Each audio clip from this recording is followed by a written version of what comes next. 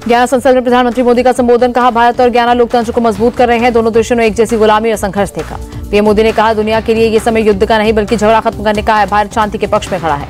ज्ञाना के George town में दिखा रोमांचक माहौल, पीएम मोदी ने कैरिकॉम नेताओं के साथ फ्लाई पास देखा। 23 नवंबर यानी शनिवार को महाराष्ट्र चुनाव का रिजल्ट आना है। महाविकास अघाड़ी और महायुति अपनी अपनी जीत का दावा कर रहे हैं। इसी बीच मुंबई में महाविकास अघाड़ी ने बैठक की। सूत्रों की खबर है कि जीतने वाली बागी उम्मीदवारों से संपर्क साध रही है महाविकास अघाड़ी। अपने विधायकों को एकजुट रखने के लिए होटल में भी शिफ्ट करने की तैयारी में। महाराष्ट्र कांग्रेस अध्यक्ष नाना पटोले ने कहा मतगणना के समय रखी जाएगी कड़ी नजर, कोई गड़बड़ी न हो सके इसके लिए पूरी तरह महाविकास अघाड़ी तैयार। सीएम फेस के सवाल पर बोले नाना पटोले, हाईकमान का फैसला मान्य होगा, 75 से ज्यादा कांग्रेस विधायक जीत कराएंगे। नाना पटोले ने कहा महाराष्ट्र में कांग्रेस के नेतृत्व में बनेगी सरकार, हरियाणा में जो नुकसान हुआ महाराष्ट्र में नहीं होगा।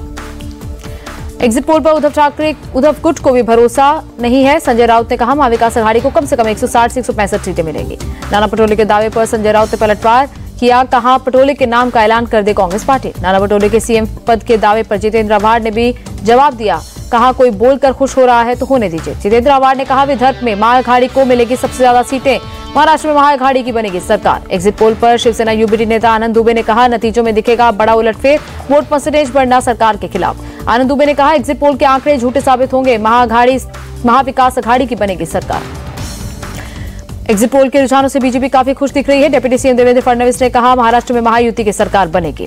देवेंद्र फडणवीस ने कहा सीएम पद को लेकर फिलहाल कोई चर्चा नहीं, रिजल्ट आने के बाद सब बैठकर फैसला करेंगे। बीजेपी नेता प्रवीण दरेकर ने देवेंद्र फडणवीस को सीएम बनाने की मांग की, कहा शिवसेना को भी इस बारे में सोचना चाहिए। महाराष्ट्र के मंत्री दीपक केसरकर ने कहा चुनाव में भारी बहुमत से जीतेगी महायुति, विपक्ष के फैलाए सारे नैरेटिव से लोग बाहर निकल गए।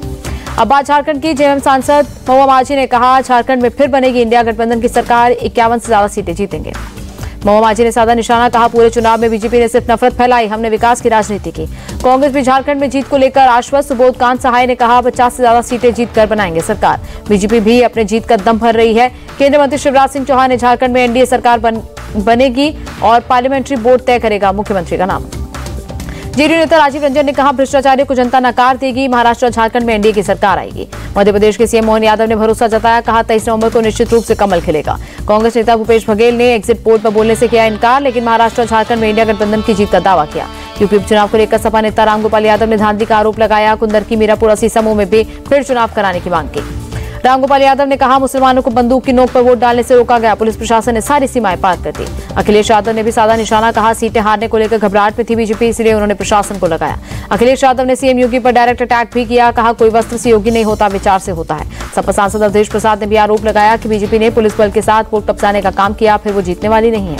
अखिलेश और रामगोपाल यादव के आरोपों का जवाब यूपी के डिप्टी सीएम ब्रजेश पाठक ने भी दिया, कहा जीतेंगे तो सब अच्छा, हार रहे हैं तो सवाल उठाना शुरू। एग्जिट पोल पर बोले यूपी के मंत्री ओपी राजभर, जनता को विकास चाहिए इसलिए बीजेपी को वोट दिया।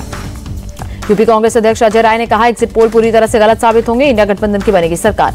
मीरापुर के ककरौली में चुनाव के दौरान पत्थरबाजी का मामला, पुलिसकर्मी के सामने खड़ी 2 महिलाओं पर भी मुकदमा दर्ज। यूपी के डिप्टी सीएम केशव प्रसाद मौर्य का अटैक, कहा करल के अपराधियों को सपा मुखिया का संरक्षण न होता तो बेटी आज जिंदा और सुरक्षित होती। दिल्ली विधानसभा चुनाव के लिए आपकी पहली लिस्ट जारी, 11 उम्मीदवारों के नाम का ऐलान, बीजेपी कांग्रेस से आए 6 नेताओं को टिकट। अमेरिका में लगे आरोपों पर अडानी ग्रुप की सफाई, कहा अमेरिकी कोर्ट की ओर से लगाए गए आरोप आधारहीन।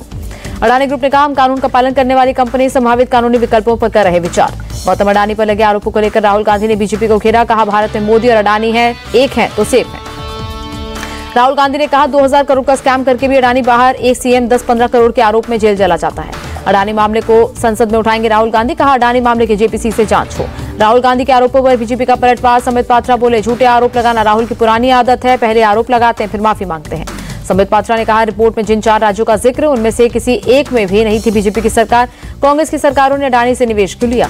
संबित पात्रा ने कहा आज शेयर बाजार में 2.5 करोड़ लोगों को भारी नुकसान, राहुल का स्ट्रक्चर भारत के बाजार पर आघात। केंद्रीय मंत्री गिरिराज सिंह बोले राहुल गांधी अडानी फोबिया से ग्रसित है, उन्हें जो लिख कर दिया जाता है वही बोलते हैं।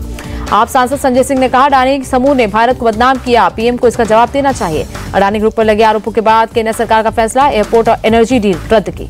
अडानी ग्रुप के शेयरों में गिरावट का असर दिखा, सेंसेक्स करीब 423 और निफ्टी 168 अंक की गिरावट के साथ बंद हुआ। यूएस डॉलर के मुकाबले रुपए का भाव 8 पैसे गिरा, $1 की कीमत 84 रुपए 50 पैसे। अडानी मामले पर एनएसयूआई कार्यकर्ताओं ने किया विरोध प्रदर्शन, सरकार से जेपीसी जांच कराने की मांग की। डेनमार्क के राजदूत से मिले राजस्थान सीएम भजनलाल शर्मा, जयपुर में कई मुद्दों पर हुई बातचीत। वियंतियाने में 11वें आसियान रक्षा मंत्रियों की बैठक, भारत के रक्षा मंत्री राजनाथ सिंह बोले सभी अंतर्राष्ट्रीय विवाद बातचीत से सुलझने चाहिए।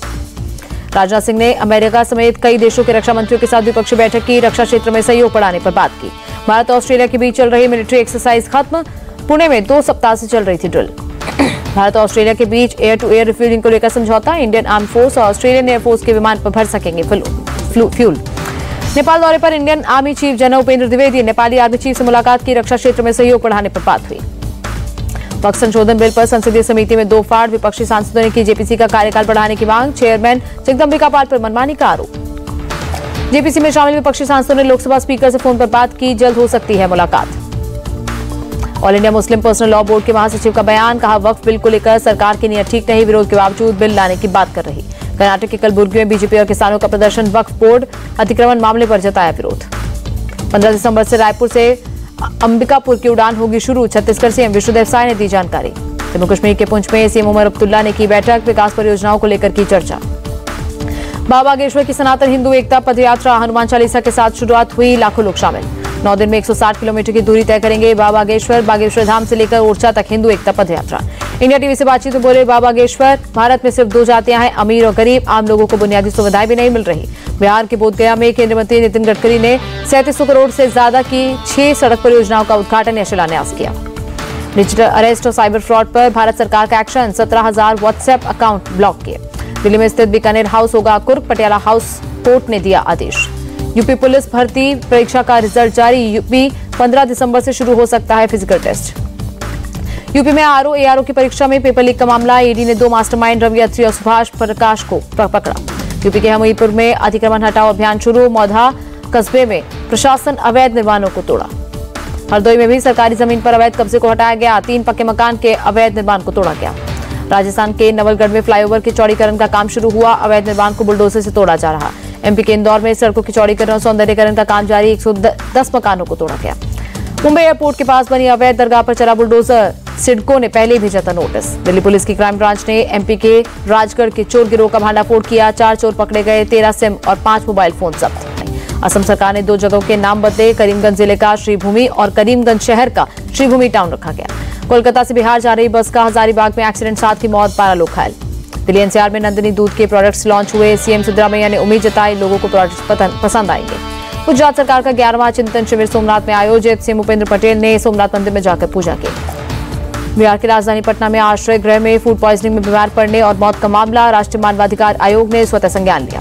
शीश महल विवाद को लेकर दिल्ली में आप संयोजक अरविंद केजरीवाल के घर के बाहर बीजेपी के नेता और कार्यकर्ताओं का प्रोटेस्ट। कैलाश गहलोत भी प्रदर्शन में शामिल। कैलाश गहलोत का दावा 2025 में बीजेपी दिल्ली में सरकार बनाएगी। जनता दिल्ली की चाबी नरेंद्र मोदी के हाथों में देगी। कैलाश गहलोत का आप नेताओं से सवाल, मेरे खिलाफ ईडी सीबीआई का कौन सा केस है बताएं।